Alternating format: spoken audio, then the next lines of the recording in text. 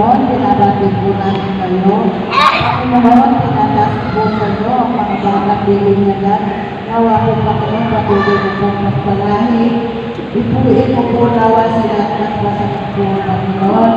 At kabayan ko rin po ang kanilang mga magulang.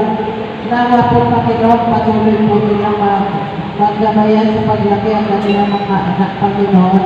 Ganon din po Panginoon ang mga ninong at ninang. Patuloy ko rin po silang tinataas sa inyo Panginoon, pagkakaroon po nawa ang bawat isa sa kanila. Panginoon, ingatan po po nawa ang batang ito, paspasan po po nawa sa mga mga Espiritu. Ang lahat ng ito, Ama, ay aming samot na langit sa iyo kapis sa pangalan. Sa pamamagitan ng iyong bukong na anak na si Jesus Cristo namin Panginoon ang kapagligtas. Noon kayo pagkalimanan magpasawalang hanggang amin. Ama namin, sumasalangit ka sa bahay ng alam mo. Mapasabi ng kariyan mo, sundin ang loob dito sa lupa para nasa langit. Isipin po kami ngayon ang namin sa araw-araw patawaran ng pagkakas sa aming mga sala. Bago ng pagpapatawa namin sa nagkakasala sa amin.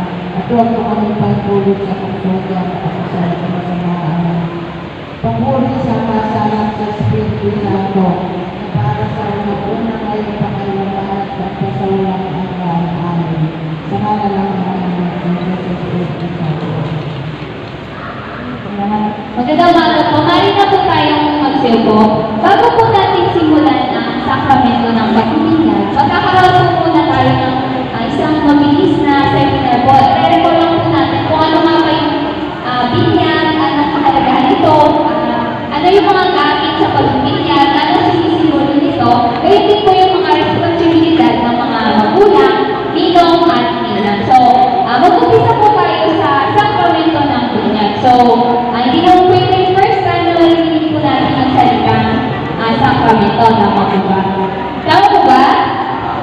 First time niyo po bang marinig ang salitang sakramento? Hindi po. Okay, tama po. Hindi po yung first time dahil madalas narinig po natin ito sa misa. So, ang